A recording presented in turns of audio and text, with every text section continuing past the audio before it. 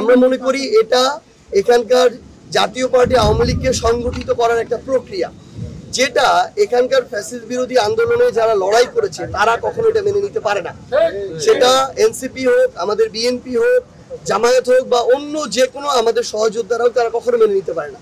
সেই জায়গায় তারা বিক্ষোভ মিছিল করেছে, কিন্তু এই বিক্ষোভ মিছিলে প্রথম জাতীয় পার্টির স্পেশালি জিএম কাদেরের সমর্থকরা হামলা করেছে, এবং এই হামলাটা যখন তারা করে দেশীয় অস্ত্র লাঠি সোটা নিয়ে কিন্তু হামলা করেছে। এগুলোর স্পষ্ট এগুলো ফুটেজ আছে। সেই জায়গা থেকে পরবর্তীতে তাদেরই কেউ নিজেদেরকে সেভ করার জন্য জিএম কাদেরের বাসায় হামলা করেছে কিনা, নাকি অন্য কেউ করেছে, এই বিষয়টি আমরা মনে করি যে তদন্ত সাপেক্ষ হতে পারে। সেই জায়গা থেকে এইটার যদি তদন্ত হতে হয়, এটার কনসিকুয়েন্সের শুরু থেকে তদন্ত হতে হবে যে আওয়ামী লীগ নিষিদ্ধ হলো, জাতীয় পার্টি এখনো নিষিদ্ধ না কেন, এক। দুই নম্বর হচ্ছে জাতীয় পার্টি আওয়ামী লীগ এবং জাতীয় পার্টির যারা বিভিন্ন সদস্য, কার উদ্দেশ্য কি ছিল আমরা জানি না, তারা কিভাবে রংপুরে এত বড় মিছিল করতে পারে, তাও একজন অবৈধ নির্বাচনের অবৈধ মেয়রকে ক্ষমতায় বসানোর জন্য।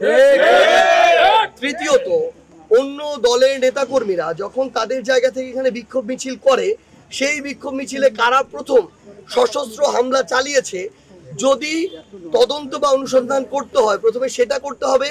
মামলা হলে প্রথম তাদের বিরুদ্ধে হবে, গ্রেপ্তার করলে প্রথম তাদেরকে গ্রেপ্তার করবে।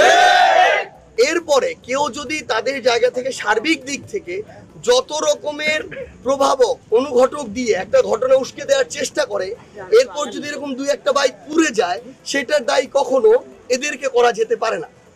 আমরা আমাদের জায়গা থেকে মনে করি তারপরও এই যে বিশৃঙ্খলা যেটা হয়েছে, এটা আমরা প্রত্যাশা করি না।